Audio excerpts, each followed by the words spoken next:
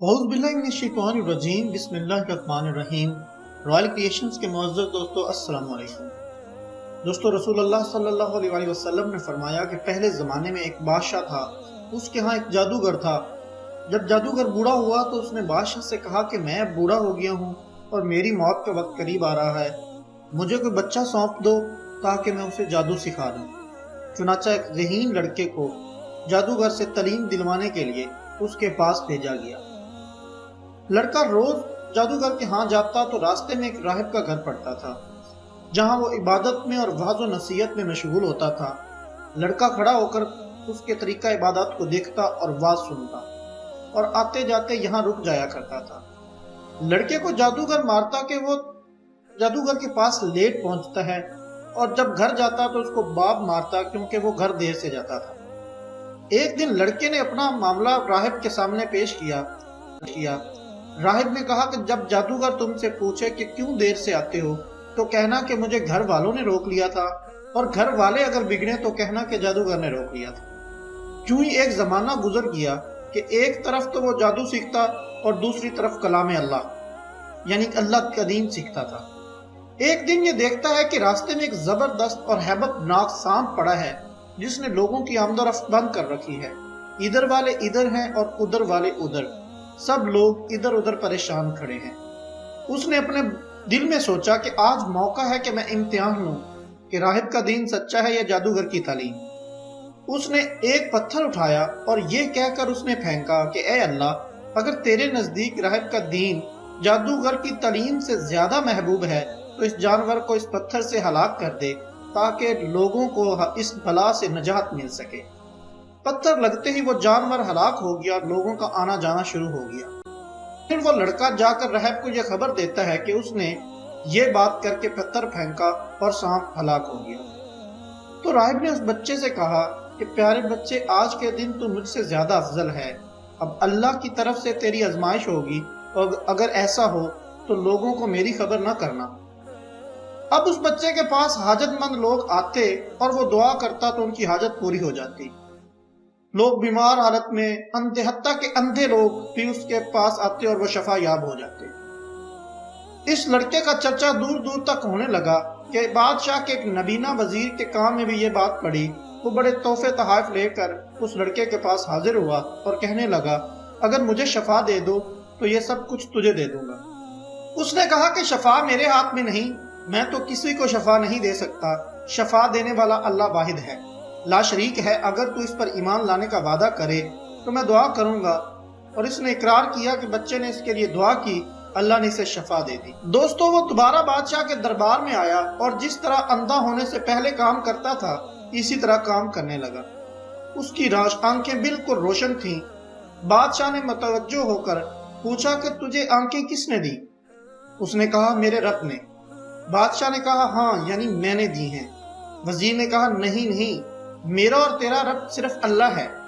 اب بادشاہ نے اس کو مارنا پیٹنا شروع کر دیا اور اس کو طرح طرح کی تکلیفیں دینا شروع کر دی، اور پوچھنے لگا کہ یہ تعلیم تو کس سے سیکھ کے آیا ہے؟ آخر کار وزیر نے اسے بتایا کہ میں نے اس بچے کے ہاتھ پہ اسلام قبول کیا ہے۔ اس نے اسے بلوایا اور کہا کہ اب تم جادوگر ہو، اندھوں کو دیکھنا نصیب کر دیتے ہو، بیمار کو تندرست کر دیتے ہو۔ تو لڑکے نے جب بادشاہ کو جواب دیا کہ یہ بات غلط ہے، میں کسی کو شفا نہیں دے سکتا، نہ ہی میں جادوگر ہوں، شفا اللہ کے ہاتھ میں ہے۔ وہ کہنے لگا اللہ تو میں ہی ہوں۔ اس نے کہا ہرگز نہیں۔ بادشاہ نے کہا پھر تو میرے سوا کس اور کو رب مانتا ہے؟ تو اس نے کہا میرا اور تیرا رب اللہ ہے۔ اس نے اب اس بچے کو طرح طرح کی سزائیں دینا شروع کر دی، یہاں تک کہ راہب کا پتہ لگا لیا اور راہب کو بلا کر کہا اگر اسلام کو چھوڑ دے تو اسے جان بخشی مل سکتی ہے، اور اگر انکار کرے تو اس کی موت ہے۔ دوستو، راہب نے انکار کر دیا تو بادشاہ نے اسے آرے سے چروا دیا۔ پھر اس نوجوان سے کہا کہ تو بھی دین اسلام سے پھر جا۔ اس نے بھی انکار کیا تو بادشاہ نے اپنے سپاہیوں کو حکم دیا کہ اس کو فلاں پہاڑی کی چوٹی پر لے جا کر وہاں پہنچ کر بھی اگر یہ دین سے باز آ جائے تو اسے واپس لے آنا، اور اگر انکار کرے تو اسے فلاں چوٹی سے نیچے گرا دینا۔ چنانچہ سپاہیوں نے اسے پہاڑی کی چوٹی پر لے جا کر پوچھا کہ کیا تو اسلام سے پھرتا ہے کہ نہیں؟ تو اس نے کہا کہ میں اسلام سے کبھی نہیں پھروں گا۔ جیسے ہی سپاہی اس بچے کو دھکا دینے لگے تو اس نے اللہ سے دعا کی کہ اے اللہ، جس طرح تو چاہے مجھے ان سے نجات دے۔ اس کی دعا کے ساتھ ہی پہاڑ ہلا اور سب سپاہی نیچے گر کر مر گئے، صرف وہی بچہ باقی بچا۔ وہاں سے بادشاہ کے پاس گیا۔ بادشاہ نے کہا یہ کیا ہوا، میرے سب سپاہی کہاں ہیں؟ بچے نے کہا اللہ نے مجھے بچا لیا اور وہ سب ہلاک ہو گئے۔ بادشاہ نے اپنے دوسرے سپاہیوں کو حکم دیا کہ اسے کشتی میں بٹھا کر لے جاؤ اور سمندر کے درمیان میں جا کر پھینک آؤ۔